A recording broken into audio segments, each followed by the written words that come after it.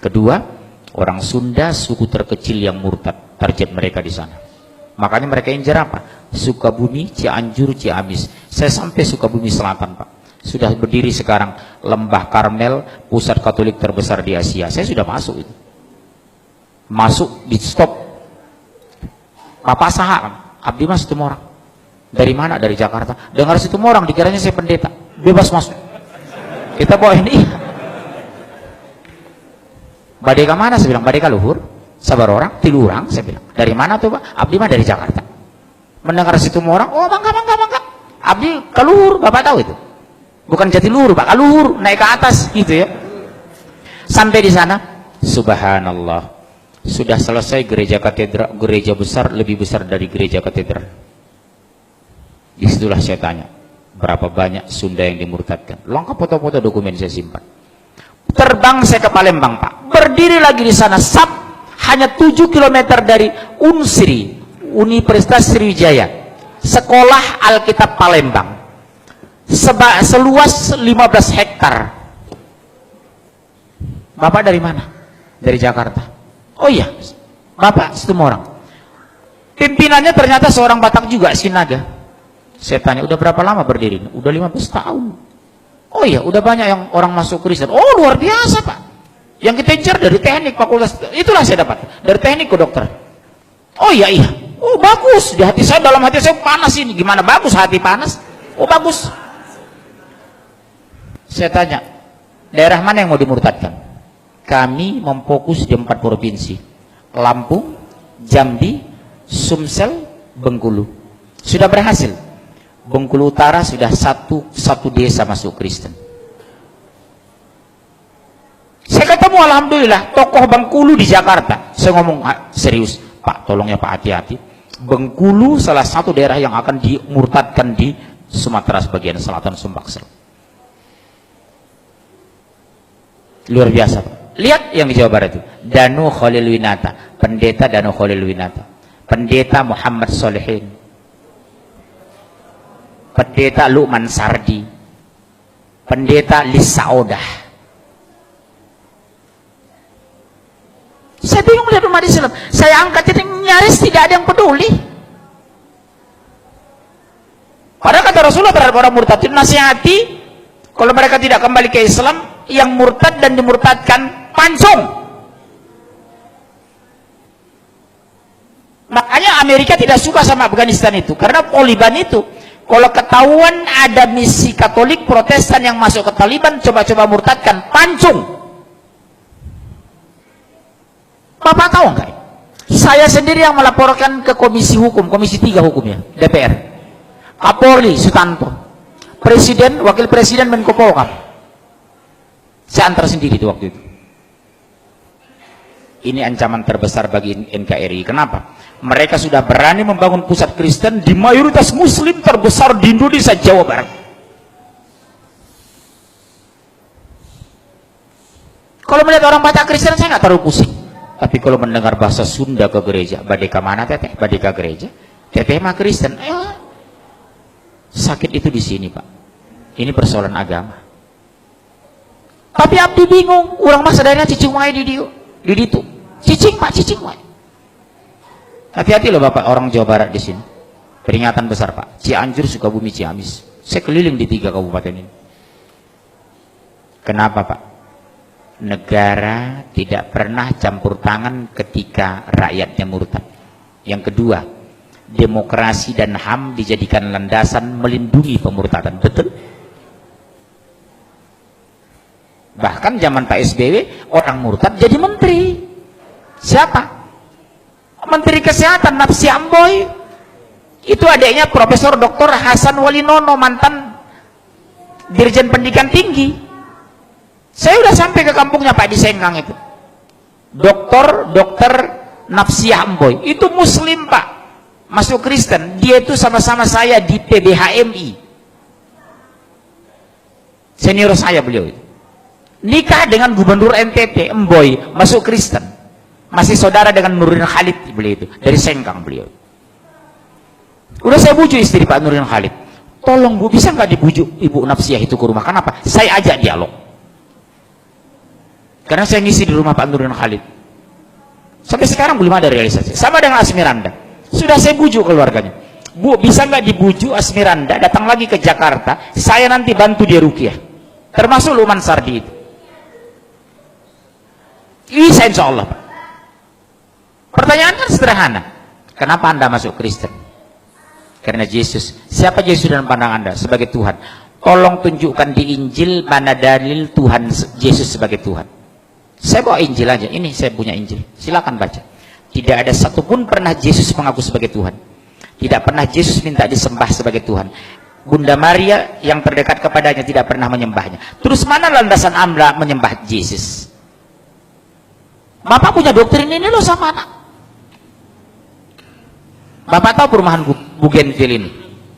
Salah satu anak jamaah pengurus masjid murtad itu. Bapak tahu Masjid Raya Pulau Asam? Ketua masjidnya murtad, Kolonel Muhammad masuk Kristen. Kolonel Marinir, Pak. Masuk Kristen menjelang meninggal. Ketua masjid Pulau Asam, Jakarta Timur itu. Orang kaget, Pak. Begitu didatangi melayat pengurus masjid, sudah haleluya. Ternyata menjelang meninggal dia masuk Kristen. Ketua masjid loh, Pak. Bilang apa gitu? Makanya sekarang penguatan di akidah di rumah tangga luar biasa nomor satu. Satu diantaranya apa? Dekatkan anak kepada Al-Quran. Enjoykan anak dengan Islam. Gembirakan anak ke masjid. Jadikan masjid pusat pembinaan anak Islam. Sekarang maaf. Begitu seriusnya kita di sini orang tua. Jujur, kemana anak-anak muda kita? Kenapa tidak hadir di sini? Jujur, ayo. Kalau anak saya paksa ke masjid ikut saya. Subuh itu anak-anak kecil saya bangun itu jam 4. Bangunnya nak, kita ke masjid ya nak, bangun nak, bangun. Nanti kalau terlalu capek kamu, habis dari masjid tidur ya nak. Tolong jawab ayah lo nak. 1 menit pun ayah tidak bisa masukkan kamu ke surga lo nak, demi Allah.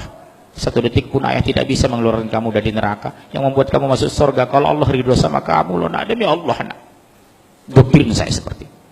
Ke masjidnya anak, bujuk anak ke masjid, banguni dengan kelembutan. Sekarang maaf Pak, berapa banyak, maaf masih ada waktu ini, demi Allah Bu, berapa banyak kita bangga anak kita pintar matematika tapi tidak bisa baca Al-Quran.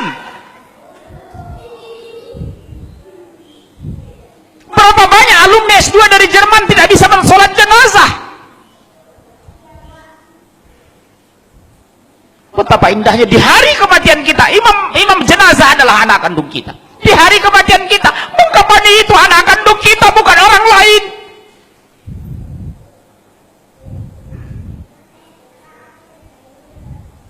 Saya pergoki Pak, demi Allah, jamaah saya 9 sekeluarga, semua orang kaya, 5 laki-laki 4 perempuan.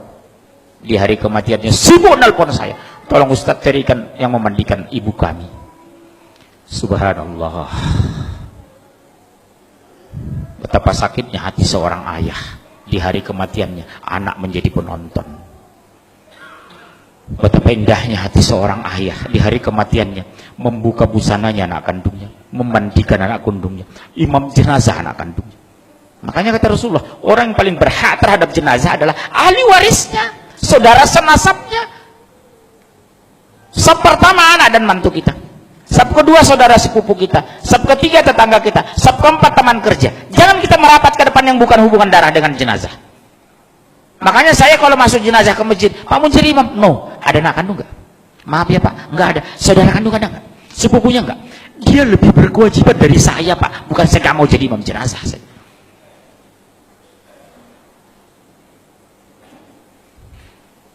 Hati-hati loh Pak sekarang. Silahkan S2 ke Jerman, S3 Swedia, tapi basic agama harus kuat. Apa yang kita banggakan nanti di hari kematian kita Pak? Anak menonton jenazah kita, subhanallah.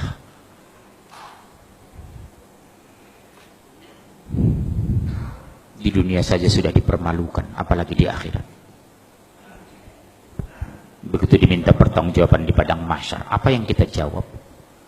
Anak tidak bisa Al-Quran, sholat banyak tinggal. Hampir di semua pengajian yang melibatkan anak, saya tanya jujur, nak Kelas berapa nak? Seperti kemarin. Kelas berapa nak? Kelas 3 SMA Pak. Subuh tadi? Enggak Pak. Bisa ibu kandungnya, demi Allah senyum Pak. Bukan malu, bukan nunduk.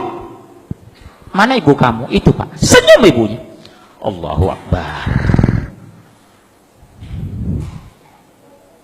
Enggak subuh dah? Enggak Pak. Sering tinggal sholat? Sering. Sholat apa? Subuh dengan Isya. Isya kecapean, subuh kesiangan. Ibunya santai Pak. Maaf ya Pak, demi Allah. Tolong kita koreksi istri kita di rumah, pulang nanti tolong kita koreksi. Bagaimana Allah membela kita? Allah biarkan akidah terluntar. Tauhid belum lurus, baca Al-Quran nggak bisa, sholat tidak tepat waktu. Mau bagaimana Allah mau menjaga kita? Makanya ittaqullah haqqa tuqatih.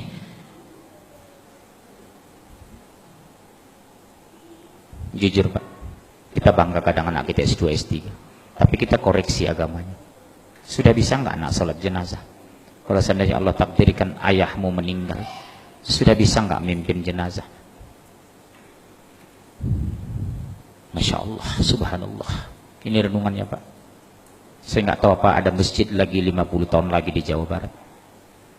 Saya nggak tahu apa ada lagi sholat orang di Pasaman 50 tahun yang akan datang. Di sana Pak sudah banyak masjid yang kosong Pak, di Pasaman itu. Disuruh sholat, maaf saya pakai bahasa Padang. Anda adu piti di masjid. Bawa yang orang Padang Pak, hati-hati sekarang. Di Pasaman itu Pak, sudah banyak kita pergoki masjid yang terlantar, tidak ada azan lagi. Kita ajak sholat Pak ke masjid Pak, nggak ada uang di masjid, ngapain ke masjid? Sumber loh. Yang dulu saya bangga dengan orang Aceh, yang dulu bangga saya dengan orang Padang, sekarang kebanggaan itu berkurang Pak, mungkin habis tergerus. Di mana lagi pertahanan Islam di Sumatera? Dulu saya bangga dengan orang Sunda. Setelah masuk saya Cianjur, ternyata sudah dipenuhi gereja. Makanya Pak, demi Allah, pulanglah ke kampung, pulanglah. Berjuang ini Pak, berhenti kita mati, mundur kita hancur. Subhanallah. Apa yang kita benahi? Kondisi akidah, tauhid ini. Di sini Pak, gak mungkin anak mau sholat kalau tidak mengenal Allah. Subhanallah.